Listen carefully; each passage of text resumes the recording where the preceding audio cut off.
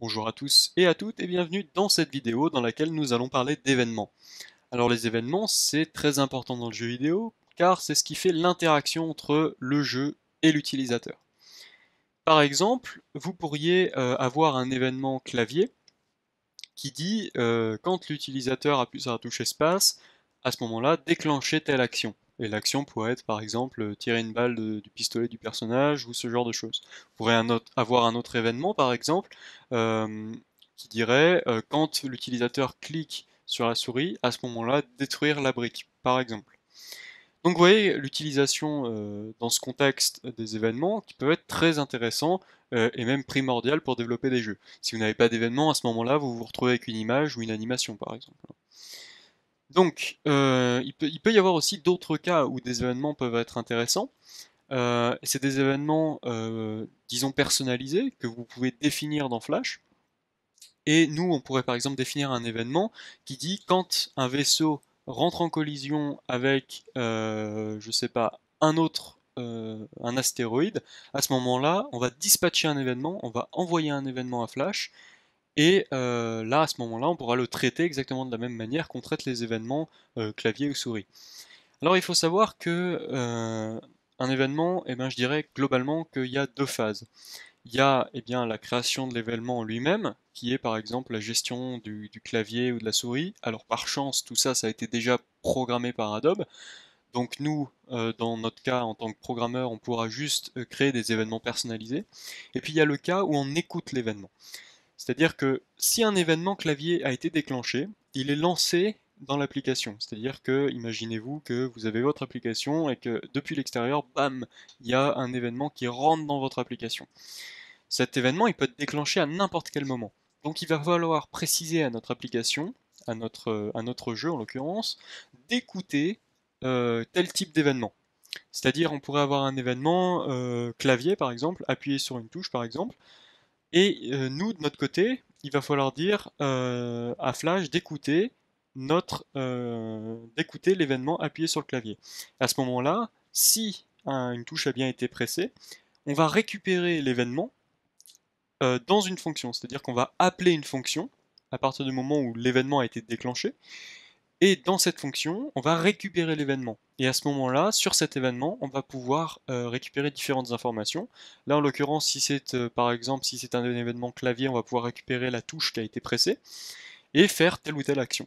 Donc on va voir comment mettre en pratique tout ça. Alors dans un premier temps, on va utiliser les événements standards, que ce soit la gestion de la souris, des clics de souris ou la gestion du clavier. Et ensuite, on créera nos événements custom. Donc là, j'ai créé un document Flash événement euh, et je vais créer ma classe document, puisque maintenant on va travailler essentiellement en programmation orientée objet. Donc ici, j'ai ma classe main, je la crée, parfait, Flash me crée le squelette, je la sauvegarde au même endroit, je fais entrer, et donc là, je vais eh bien, écouter un événement. D'accord. Je vais sauvegarder mon document Flash aussi. Alors, je vais écouter un événement clavier. C'est-à-dire, je vais ajouter ce que l'on appelle un écouteur d'événements. Donc, dans mon constructeur ici, je vais faire add event listener. Alors, moi, je me dis toujours dans ma tête listener pour être sûr de ne pas faire de faute. Donc, add event listener. Donc, listener. Et là, il va nous demander le type d'événement que l'on veut écouter. C'est-à-dire, comme je l'avais dit en introduction, on veut écouter s'il se passe tel ou tel événement. Exactement, par exemple, donc pour faire un amalgame dans la vie de tous les jours, si par exemple il y a un congrès qui se passe dans votre ville, vous allez recevoir un prospectus qui va vous dire attention, il y a l'événement. Donc vous allez recevoir l'invitation à l'événement en quelque sorte. Et donc nous, ce qu'on veut faire, c'est être à l'affût d'un événement avec la fonction addEventListener. Donc là, on va faire être à l'affût d'un événement de type clavier.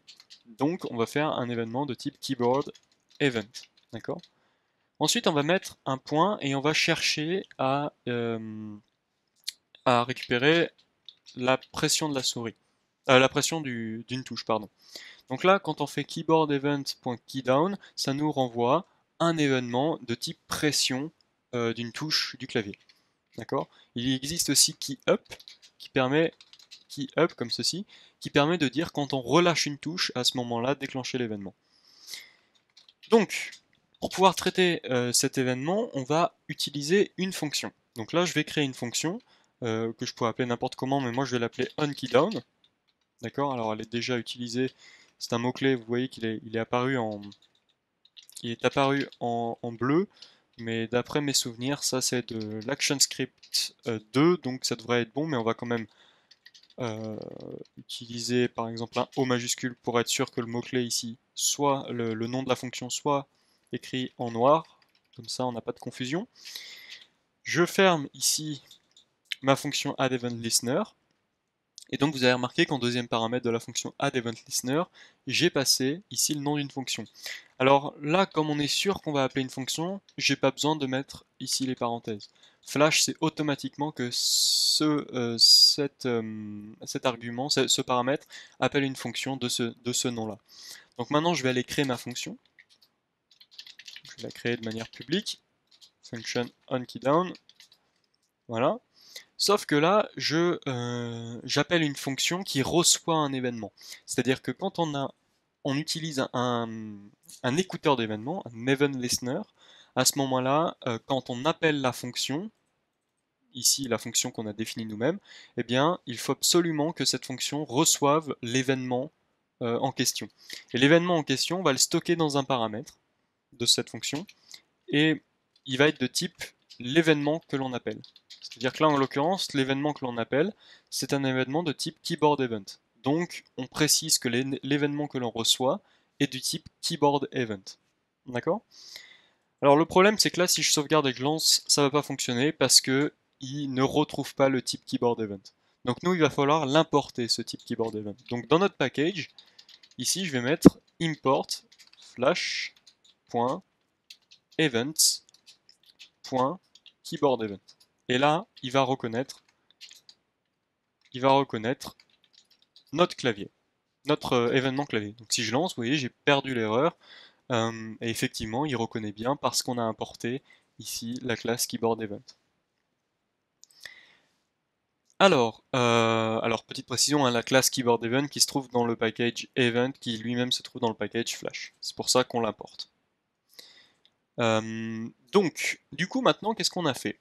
Ici, dans notre fonction constructeur, on appelle, on attend, on précise à Flash à cet endroit-là que on va attendre un événement ici du type clavier et de type pression enfoncée d'une touche. C'est-à-dire que là, c'est vraiment lorsque l'on pressera la touche que l'événement va se déclencher. Et l'événement, on va le passer dans une fonction qu'on aura définie nous-mêmes ici, et on va le passer en paramètre d'une fonction. Donc là, en l'occurrence, l'événement ici, dans notre fonction onKeyDown, c'est E. D'accord? Donc là, si par exemple, dans ma fonction, ici, je vais mettre un trace. Si par exemple, je mets touche event, événement touche, on va mettre événement touche. Je sauvegarde et que je lance. Si je vais dans mon application et que j'appuie sur n'importe quelle touche, et bien vous voyez que ça ne fonctionne pas. Alors la raison pour laquelle ça ne fonctionne pas, c'est que l'événement ici que j'ai ajouté, il va falloir l'ajouter, il va falloir appeler la fonction addEventListener depuis la scène principale. Rappelez-vous, on avait déjà parlé de la scène principale qui est l'élément stage. Alors nous, il va falloir qu'on fasse stage.addEventListener parce que c'est vraiment le cœur de notre application et c'est là qu'on a le focus. Notre application aura le focus sur la scène. Donc là, si je retourne dans ma scène et que j'appuie sur n'importe quelle touche, vous voyez qu'il y a bien un événement qui se crée à partir du moment où j'appuie sur une touche. Donc faites bien attention, il faut appeler la fonction addEventListener depuis la scène principale. Si vous voulez que l'événement, bien sûr, soit appelé depuis la scène principale. Donc maintenant, on sait qu'on peut récupérer un événement de type keyDown, c'est-à-dire de type touche pressée, et qu'on peut appeler une fonction en fonction de si on a pressé une touche. Maintenant, je vais faire le même test avec keyUp, comme je vous en avais parlé précédemment. Et là, il va falloir que j'attende de relâcher la touche pour appeler l'événement. C'est-à-dire que là, j'appuie sur une touche, la touche est enfoncée là, mais je ne l'ai pas relâchée. Maintenant, je la relâche, et vous voyez que l'événement est envoyé, et qu'on le récupère ici, qu'on appelle une fonction, et qui passe ici en paramètre. Alors seulement ici, là, l'événement, on s'en est pas servi. Vous voyez bien que le E, la variable E ici, on s'en est jamais servi. On aurait pu très bien l'appeler mon événement, hein, c'est un paramètre. Donc là, mon événement E, si par exemple je fais une concaténation ici de plus E, j'appuie sur la touche par exemple espace, et vous voyez que ça me renvoie ici mon événement. Et j'ai plein d'informations ici, d'accord? J'ai par exemple ici car keycode, plutôt keycode ici 32.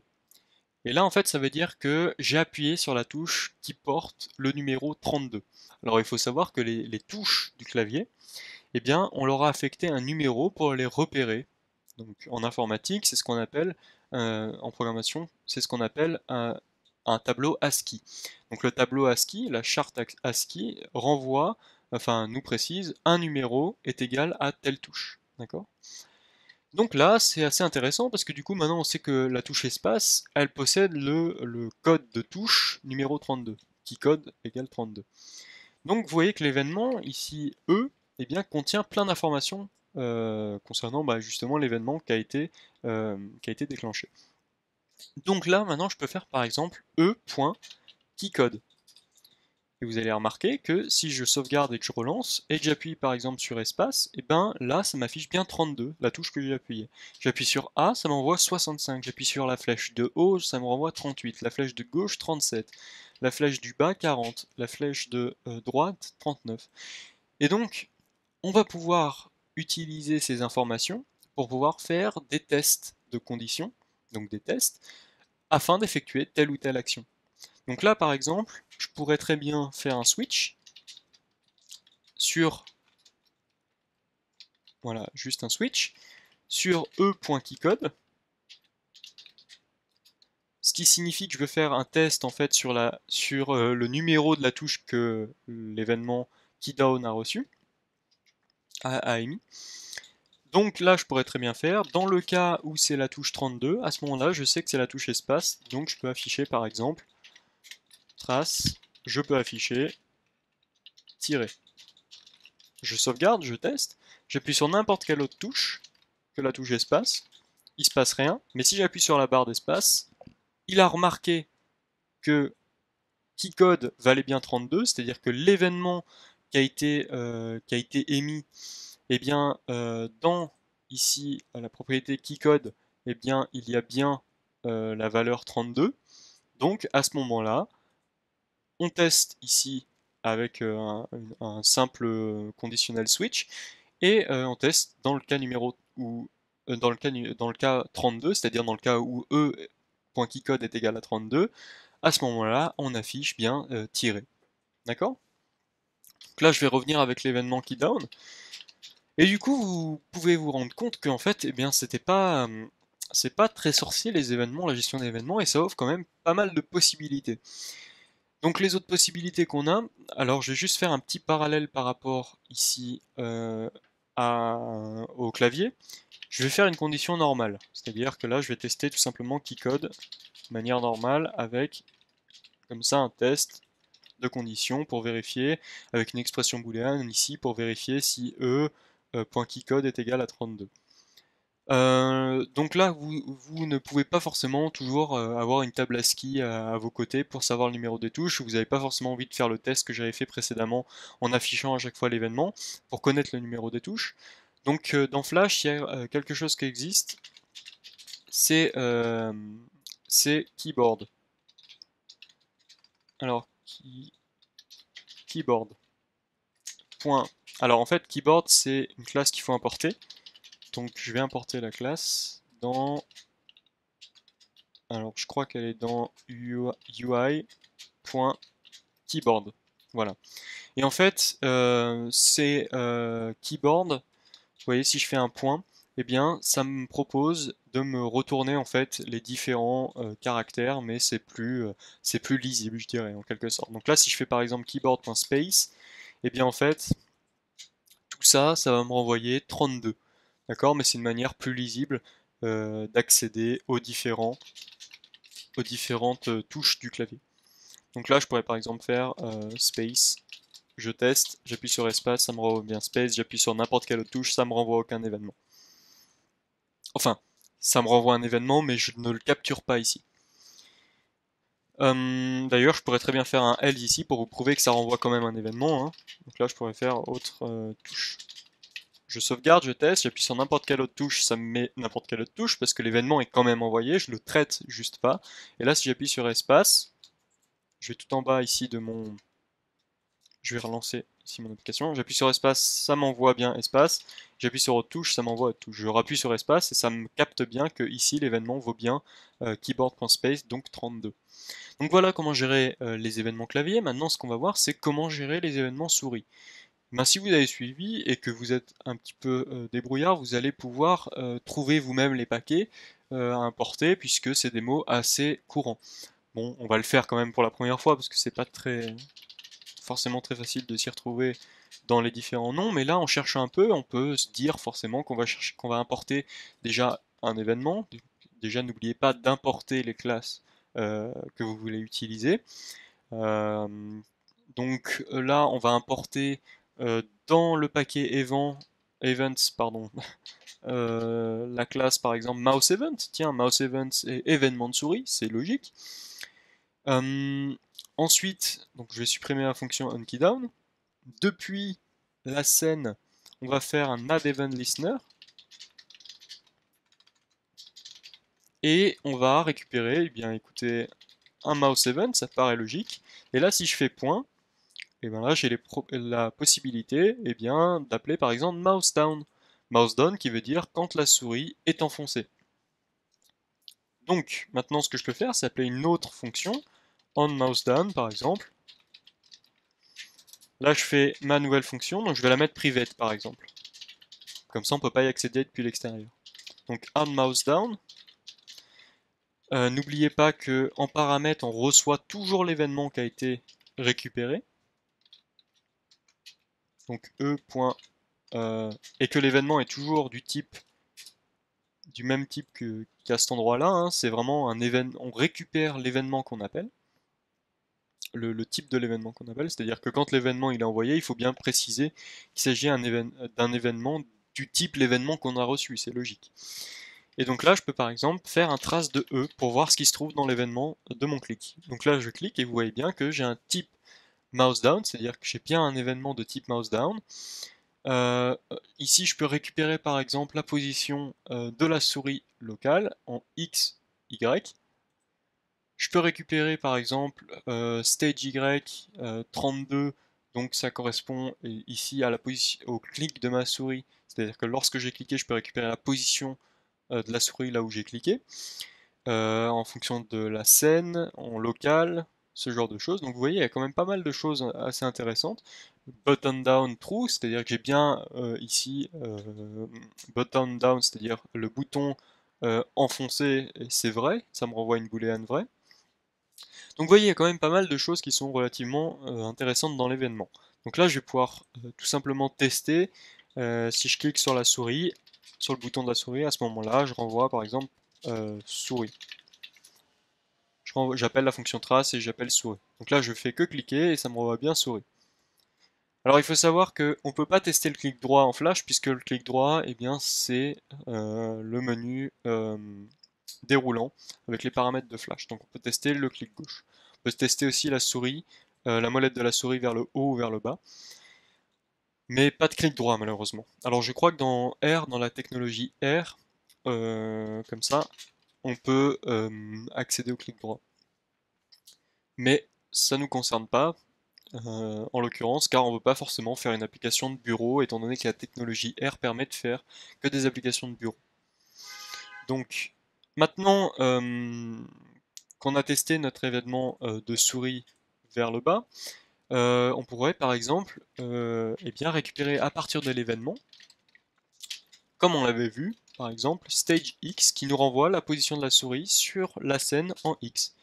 Donc là, je lance et c'est une fonction apparemment. Non, ce n'est pas une fonction. Ah, j'ai juste oublié le plus. Je sauvegarde, je teste. Et là, vous allez voir, hop, par exemple, si je me mets là, ça me renvoie la position X de ma souris en fonction de la scène. D'accord, qui est de 386. Donc là, je pourrais mettre très bien X est égal. Et ensuite faire une nouvelle concaténation de stage Y. Et on va plutôt faire comme ceci. Concaténer une virgule, plus ça, plus terminer par une parenthèse. Je teste et là vous voyez que ça me met entre parenthèses les coordonnées XY de la souris. Donc là je concatène cette chaîne de caractères plus la position X de la souris, plus une virgule, c'est la virgule qu'on a ici au milieu, plus, alors j'ai mis 2 plus, ça a fonctionné par chance, plus la position Y de la souris, plus la parenthèse, d'accord? Je reteste, hop, ça me donne à chaque fois la position en fonction de la scène. Donc voilà, donc là on a vu quand même pas mal de choses concernant les événements. Donc on va juste faire quelque chose d'un petit peu qui va nous changer un petit peu. On va utiliser un petit peu des objets visuels. Donc là ce qu'on va faire c'est qu'on va utiliser un composant. Donc vous allez aller soit dans Windows et puis aller afficher les composants ici en cliquant sur Component, soit moi je l'ai directement ici dans mon rail et je vais aller chercher User Interface Button et je vais glisser un bouton sur la scène. Donc en fait, un bouton, eh bien c'est tout simplement un bouton classique, on peut cliquer dessus et puis vous allez voir, on va utiliser justement un événement pour récupérer si on a cliqué ou non sur ce bouton. Donc là, ce bouton, je vais l'appeler BTN, tout simplement, en nom d'occurrence. Alors référez-vous à la première vidéo pour bien vous souvenir de ce qu'est un nom d'occurrence, un nom d'instance. Donc là, en fait, tout simplement, qu'est-ce que j'ai fait? J'ai créé un bouton qui possède le nom BTN. Et BTN, je vais pouvoir m'en servir. D'accord? Donc dans ma fonction main, dans ma classe main, pardon, je vais pouvoir tester sur BTN l'ajout d'un nouveau event listener.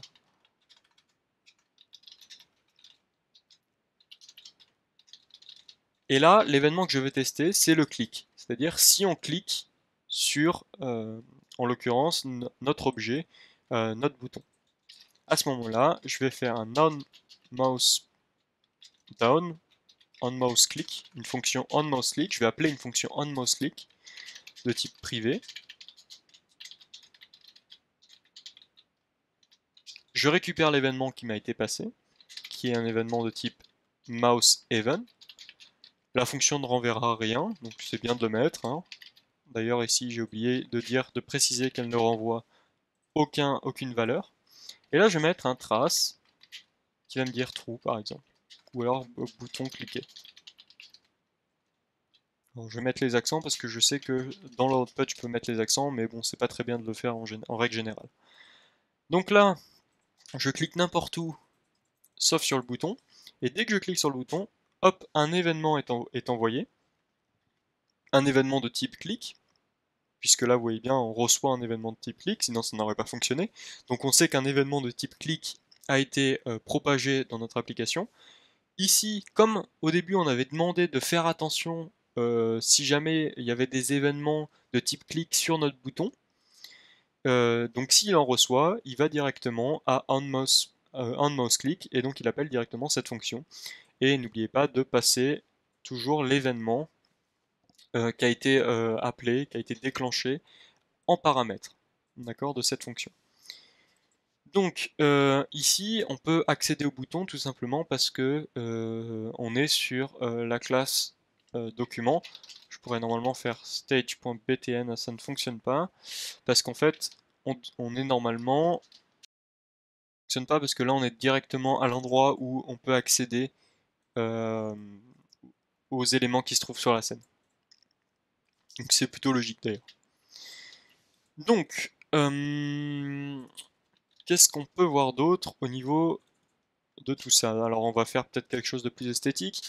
On va donner un nom à notre bouton. Donc là, je peux accéder par exemple à btn.text et lui assigner par exemple mon bouton.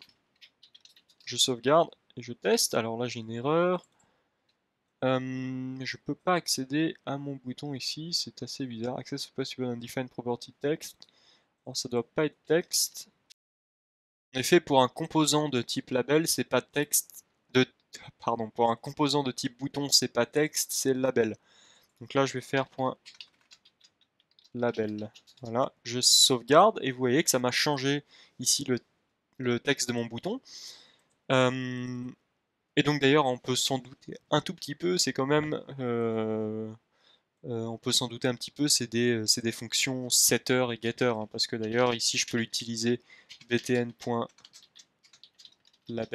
pour me sortir à l'écran le texte qui se trouve dans mon bouton. Donc c'est bien des fonctions set et get. C'était une petite parenthèse, hein, pour rappeler sur la vidéo précédente. Donc, du coup, ici, notre bouton, on lui a bien changé son texte et on a bien récupéré un événement dessus qu'on a capturé et lorsqu'on a capturé cet événement, on l'a passé en paramètre d'une fonction qu'on a appelée et à ce moment-là, on effectue nos différentes actions. Donc maintenant, qu'on sait comment fonctionnent un petit peu les événements dans Flash, ce que je vous propose de faire, c'est de créer notre propre événement. Alors ça peut paraître bizarre, on peut se dire, bah, qu'est-ce qu'on a besoin d'autre comme événement, à part le clavier et la souris, ou éventuellement un joystick ou ce genre de choses. Eh bien, on va voir justement comment créer nos propres événements, et pour comprendre un petit peu comment tout ça fonctionne, et pouvoir adapter eh bien, justement ces notions sur finalement des événements tout simples tels que le clavier ou la souris.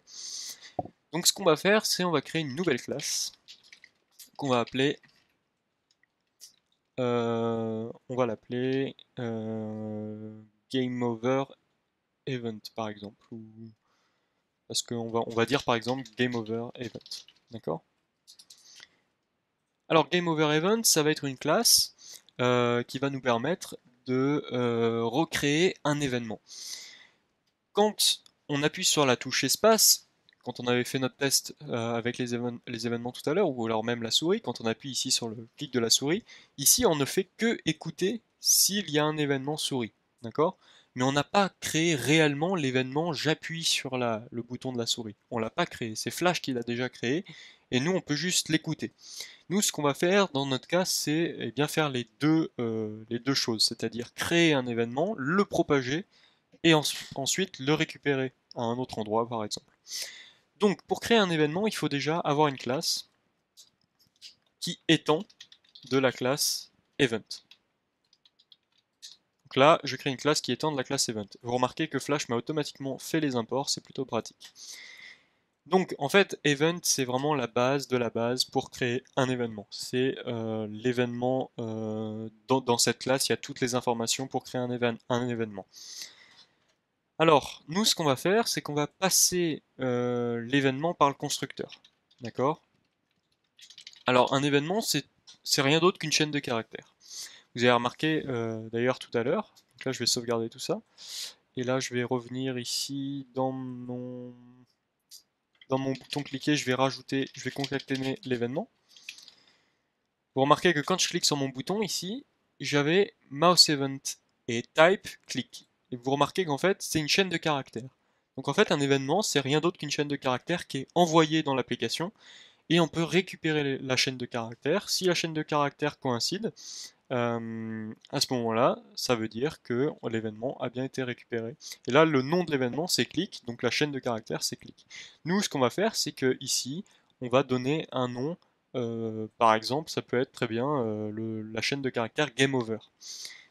À ce moment-là, ce qu'on va faire, c'est comme en étant de la classe event, on va se servir du constructeur de la classe event pour pouvoir créer notre événement. Donc là, on avait déjà vu un petit peu la fonction super qui permet d'appeler, de récupérer en fait le constructeur de la classe event.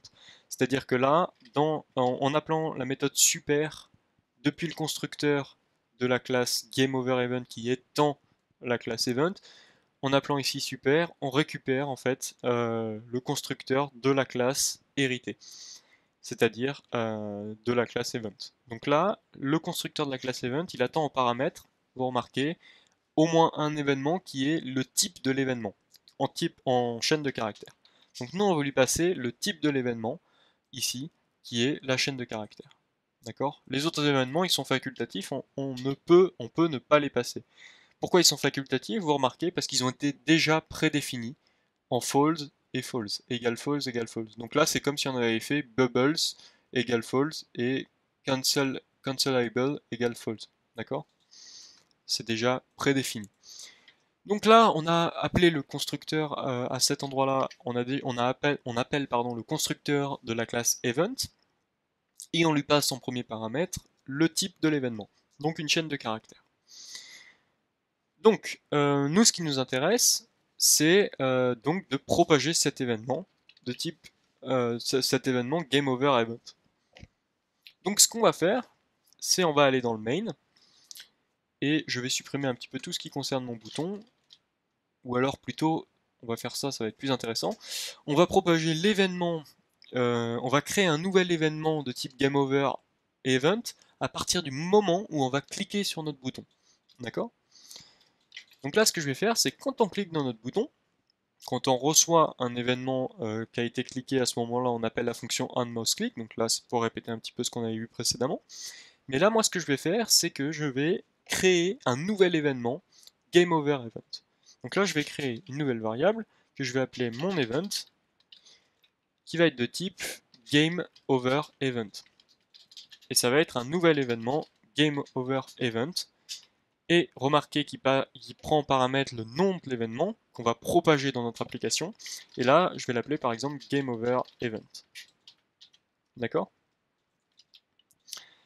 Donc là, si je lance mon application et que je clique sur mon bouton, eh bien, j'ai créé une instance de la classe GameOverEvent, mais j'ai pas encore dispatché mon événement. C'est-à-dire que mon événement, il est prêt, il est tout prêt. On lui a précisé son type. Donc là, la chaîne de caractères qui va être affichée quand il va être envoyé. Mais là, il faut envoyer notre événement. C'est un peu le même procédé. Si on écrit une lettre, par exemple, on ne va pas envoyer notre lettre avant d'avoir écrit notre lettre, d'accord? Et avant de l'avoir mise dans une enveloppe. Donc là, c'est un peu le même, pour faire un amalgame, c'est un peu la même chose. Ici, là, je prépare mon événement, je crée donc son instance, et ensuite, je vais l'envoyer. Donc pour envoyer mon événement, je vais utiliser dispatch event. Alors dispatch event, voilà.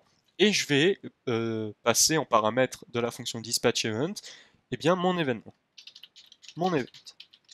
Donc là, si je teste mon application, je clique sur le bouton, et bien là, dans un premier temps, je crée mon objet, mon event. Donc je fais une instance de la classe GameOverEvent. Et ensuite, je dis dispatch-moi dans mon application, dans mon jeu en l'occurrence, enfin dans mon SWF, dispatch-moi mon événement. Donc là, potentiellement, j'ai un événement à partir du moment où je clique sur mon bouton, potentiellement j'ai un événement qui se balade dans la nature. Il va falloir le récupérer cet événement. Donc pour pouvoir récupérer mon événement, ce que je vais faire, c'est par exemple ici sur la scène, je vais dire attention, il faut que tu sois alerté si jamais tu reçois un événement. Add event listener. Il faut que tu sois averti si jamais tu reçois un événement de type qui s'appellerait par exemple Game Over Event. D'accord? Donc là, il va faire quelque chose s'il reçoit un événement de type Game Over, et il va appeler la fonction onGameOver, par exemple. Fonction qu'on va créer, donc là on est exactement dans le même cas qu'un événement clavier ou souris, par exemple. Et l'événement qu'il va recevoir, il est de type GameOverEvent. Puisque souvenez-vous, notre événement, on l'a bien créé de type GameOverEvent. Donc il faut que je précise que l'événement que je reçois est de type GameOverEvent. Et que je le stocke dans un paramètre. Donc dans une variable. Donc là, ce que je peux faire, c'est par exemple faire trace GameOver. Je sauvegarde, je teste, et si je clique sur mon bouton, eh bien il se passe pas grand chose, hein. On n'a pas reçu d'événement, c'est plutôt pas, ça marche plutôt pas bien. Donc si j'enlève stage, vous voyez que là je reçois un événement. Alors pourquoi il fallait pas mettre stage? Eh bien tout simplement parce que l'événement il n'est pas propagé sur la scène. Vous remarquez que ici, mon dispatch event, j'ai jamais dit qu'il fallait qu'il se propage sur la scène, mais qu'il se propage ici, en l'occurrence, à l'endroit où on est. Moi, si je voulais le propager sur la scène, j'aurais fait stage.dispatchEvent, et là, si je clique, je reçois plus l'événement parce que mon événement, je l'écoute pas sur la scène. Là, je l'écoute pas sur la scène. Si je voulais l'écouter sur la scène, j'aurais dû faire stage.addEventListener, et là, maintenant, je peux recevoir l'événement parce que je l'écoute sur la scène principale. Donc c'est un petit peu beaucoup, il y a un petit peu beaucoup de notions là à comprendre, mais revoyez la vidéo si jamais vous n'avez pas compris, mais c'est vraiment très important. Je vais le répéter encore une fois, c'est la méthode que j'utilise pour pouvoir vous présenter les choses. Donc on va justement revoir ça une dernière fois. Donc là, ici j'ai bien créé un nouvel événement, d'accord, de type GameOverEvent. Alors si on regarde la classe GameOverEvent, quand on appelle le constructeur, donc ici à partir du moment où on crée l'instance de la classe GameOverEvent, vous remarquez qu'on lui passe un événement, donc c'est l'événement, on lui passe pardon un paramètre, excusez-moi. On passe au paramètre excusez-moi, on passe au constructeur un paramètre, donc là en l'occurrence c'est une chaîne de caractères. Quand on crée notre instance, pour l'instant ça change rien des principes de base de la POO, hein. Ici quand on reçoit notre paramètre de type string, il s'appelle type, et on peut l'utiliser. Et là, qu'est-ce qu'on fait avec la fonction super? Eh bien, tout simplement, on appelle ici le constructeur de la fonction event. Et le constructeur de la fonction event va s'occuper de créer l'événement. C'est lui qui va créer l'événement. Vous vous souvenez quand on avait mis les crochets, quand on avait affiché E, on avait ici une liste de mots avec différentes informations concernant l'événement. Et bien c'est ce que fait en fait le constructeur de la classe event. Donc là, ici, on lui passe le nom de l'événement. Donc c'est, vous vous souvenez, type est égal à, pour le clic de la souris, ça nous avait renvoyé clic, et bien là, ça va nous renvoyer le type qu'on a passé en paramètre du constructeur. Donc ça va nous renvoyer GameOverEvent. Donc là, on a juste créé notre événement. Et ensuite, ici, avec dispatchEvent, c'est une fonction qui s'occupe d'envoyer l'événement que l'on vient de créer, que l'on lui passe en paramètre, donc là en l'occurrence l'événement qu'on vient de créer, c'est une fonction qui s'occupe de l'envoyer sur notre application, et là en l'occurrence il va l'envoyer sur la scène, d'accord? Donc si au préalable ici on a fait dans notre constructeur, si on a par exemple un écouteur d'événements qui va dire attention la scène, tu dois écouter n'importe quel événement qui s'appelle GameOverEvent, d'accord? Donc si tu reçois un événement qui s'appelle GameOverEvent, tu vas tout de suite aller appeler la fonction onGameOver. Et là, la fonction onGameOver, elle reçoit un paramètre de type GameOverEvent. D'accord? Puisqu'on sait très bien que tout événement qui reçoit, tout événement qui s'appelle GameOverEvent, donc toute chaîne de caractères ici qui est envoyée en tant qu'événement qui s'appelle GameOverEvent, qui est GameOverEvent, et on sait très bien qu'elle est du type la classe GameOverEvent. D'accord? Donc, seulement là, on n'a pas fait comme dans Flash, c'est-à-dire qu'on n'a pas utilisé ici euh, une variable statique. Alors, c'était très important de voir les variables statiques, puisque du coup, on va s'en servir maintenant. Je vais aller dans GameOverEvent, la classe, et je vais définir une nouvelle variable statique. C'est-à-dire, rappelez-vous, une variable statique, c'est une variable qui ne nécessite pas forcément qu'on instancie la classe pour pouvoir y accéder. Donc là, je vais créer une nouvelle variable statique qui sera de type const. Alors const, c'est une variable qui ne change pas, c'est une constante. Donc là, je crée static const, et cette variable, je vais l'appeler par exemple game underscore over. D'accord? Et ça va être une chaîne de caractères et qui va être égale à game over event. D'accord? Alors, donc game over event, c'est parfait. Donc cette chaîne de caractères, cette variable, pardon, je la stocke bien directement dans ma classe game over event puisqu'elle elle est concernée, hein, bien sûr. Donc ce que je fais, c'est que maintenant dans le main, au lieu d'appeler directement ma chaîne de caractères comme ceci, de manière assez brutale, ce que je fais, c'est que j'accède directement à ma variable statique, exactement comme on l'avait vu dans le chapitre sur les variables statiques. Je peux accéder directement ici à ma variable qui s'appelle GameOver, qui est statique. Donc si je sauvegarde et que je lance, je clique sur mon bouton, vous voyez que je reçois quand même l'événement, puisqu'ici c'est comme si j'avais exactement remplacé tout ce que je viens de sélectionner. C'est comme si je l'avais remplacé par la chaîne de caractères ici. Donc maintenant ici, je peux aussi, par exemple, à la place, préciser l'événement comme ceci, en passant par la variable statique. Et c'est beaucoup plus clair et beaucoup mieux organisé. D'accord? Donc voilà comment on peut créer des événements personnalisés dans Flash. Et donc là, ça peut vous paraître complètement inutile, et je peux vous comprendre, mais on va voir un cas assez intéressant pour rendre un peu tout ça utile. Là, par exemple, ce que je vais faire, c'est que je vais passer le type en premier paramètre de mon constructeur, mais je vais passer un autre paramètre, par exemple. On va par exemple passer non-joueur, qui sera un nouveau paramètre de type string, et on va passer par exemple son score, d'accord, de type int. Donc là, j'ai passé deux autres paramètres à mon constructeur, d'accord. Le problème, c'est que quand je crée mon instance ici, ma nouvelle instance de la classe GameOverEvent, vous vous souvenez bien, hein, j'appelle mon constructeur ici, là je lui passe bien le premier paramètre qui est le type de l'événement, mais il va falloir que je lui passe aussi le deuxième paramètre qui est le nom du joueur, donc là on va l'appeler Toto, et il va falloir que je lui passe son score, je vais lui passer 42 en score. Donc là si je lance, j'ai pas d'erreur, tout se passe bien, j'ai bien renseigné tout ce que le constructeur attend comme paramètre, il attend bien un nom de joueur et un score. Seulement, eh bien là on s'en sert pas, mais on va essayer de s'en servir un petit peu. Donc vous allez voir que en plus, eh bien, d'utiliser, en plus pardon de, de faire par exemple, d'appeler le constructeur ici de la classe event en lui passant le type, eh bien, ce qu'on va faire, c'est directement ici par exemple afficher nom de joueur plus score, 2 points, plus on va concaténer son score. Je sauvegarde et je teste, je clique, je lance mon bouton, et vous voyez que lorsque l'on crée l'événement, et c'est vraiment au moment où on crée l'événement, eh bien je peux passer à cet événement, ici par le constructeur, son nom de joueur et le score, et je peux directement, par exemple, lors de la création de l'événement, c'est pas lorsqu'il est appelé, c'est vraiment lorsqu'il est dispatché, c'est vraiment lorsqu'il est créé, je peux par exemple appeler nom de joueur et son score, par exemple. Ce qui va nous intéresser ici, c'est de pouvoir passer par d'intégrer directement à l'événement la variable score par exemple et nom de joueur. Donc ce qu'on va faire, c'est que on va faire ça un petit peu de manière non conventionnelle, mais directement avec des variables publiques. Vous savez comment faire avec des sets, donc je ne vais pas revenir dessus.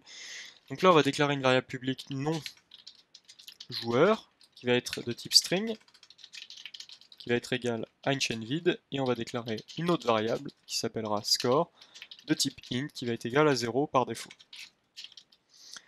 Donc là, ce que je vais faire, c'est directement, au moment de la création de l'événement, affecter à nom de joueur ng. Je vais éviter de faire des confusions dans les différents noms de variables. Donc là, je vais passer ng à nom de joueur, à la variable publique nom de joueur, d'accord.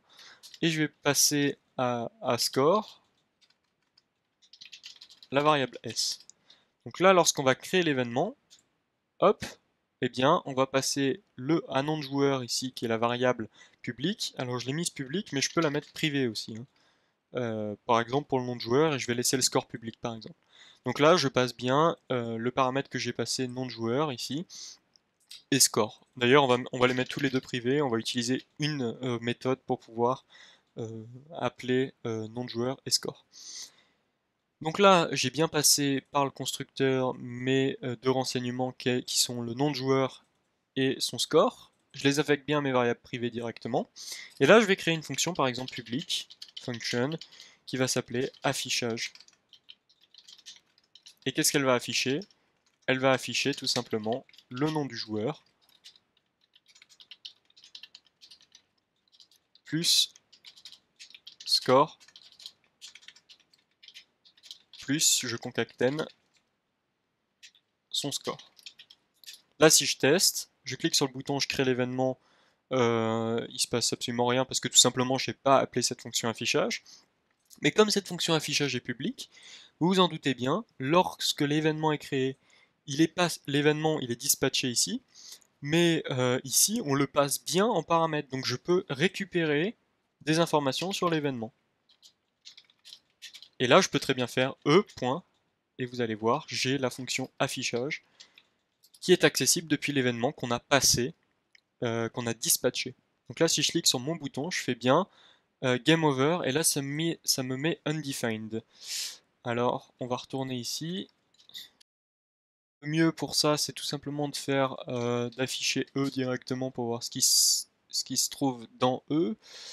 Alors, dans E, on ne peut pas accéder. Game over event bubble falls. Donc apparemment, donc là, ce que je vais faire, c'est que je vais juste rajouter, je vais commenter cette ligne de la fonction affichage et je vais juste afficher un trace normal. Je vais juste marquer affichage pour voir. Là, j'appuie sur mon bouton. Ah oui, j'affiche toujours E. Donc là, je vais faire E.affichage. Voilà. Je teste. Je crée mon bouton. Ça me met bien affichage. Et ensuite, ça me met game over E.undefined.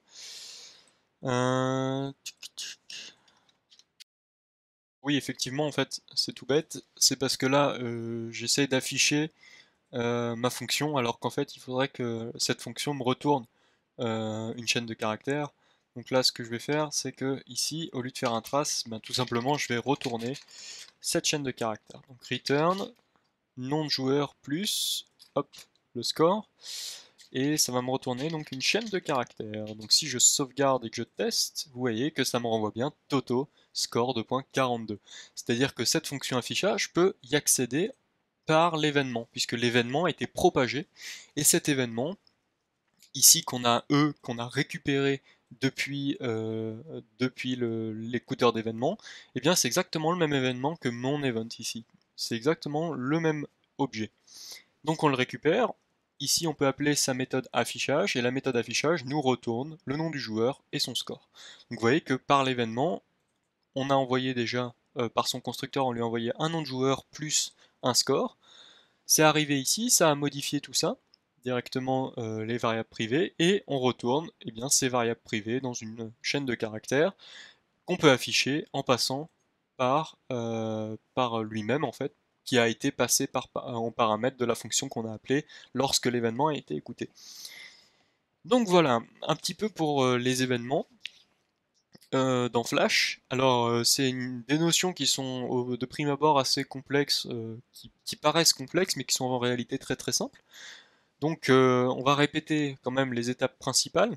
Donc les étapes principales pour créer un événement, c'est déjà bien avoir un événement avec lequel travailler. Soit vous créez un événement personnalisé, comme on vient de le faire, soit vous utilisez des événements qui sont déjà préconçus par Adobe, tels que par exemple les événements clavier ou les événements souris qui ont déjà été créés. Ensuite, la deuxième étape, c'est eh bien écouter l'événement. Alors à quel endroit l'écouter déjà? Est-ce qu'on l'écoute depuis le stage ou est-ce qu'on l'écoute depuis un autre endroit? Par exemple, on pourrait très bien écouter un événement depuis le bouton, comme on l'a fait, depuis un bouton ou depuis un movie clip. On pourrait écouter depuis un champ de texte, depuis n'importe quel objet. Donc là, en l'occurrence, on l'écoute depuis, par exemple, depuis la scène. On vérifie que l'événement reçu est bien du type de l'événement qu'on attend. Ensuite, on passe l'événement. Donc, souvenez-vous, hein, l'événement, c'est tout simplement une chaîne de caractères qui est passée. Hein. Et ensuite, une fois qu'on a écouté l'événement, si on reçoit un événement, eh bien, on appelle une fonction. Cette fonction prend en paramètre justement eh bien, l'événement qui a été reçu, qui a été écouté. Et à ce moment-là, on peut faire un tas d'opérations, un tas d'actions dans cette fonction en fonction de l'événement qui a été reçu.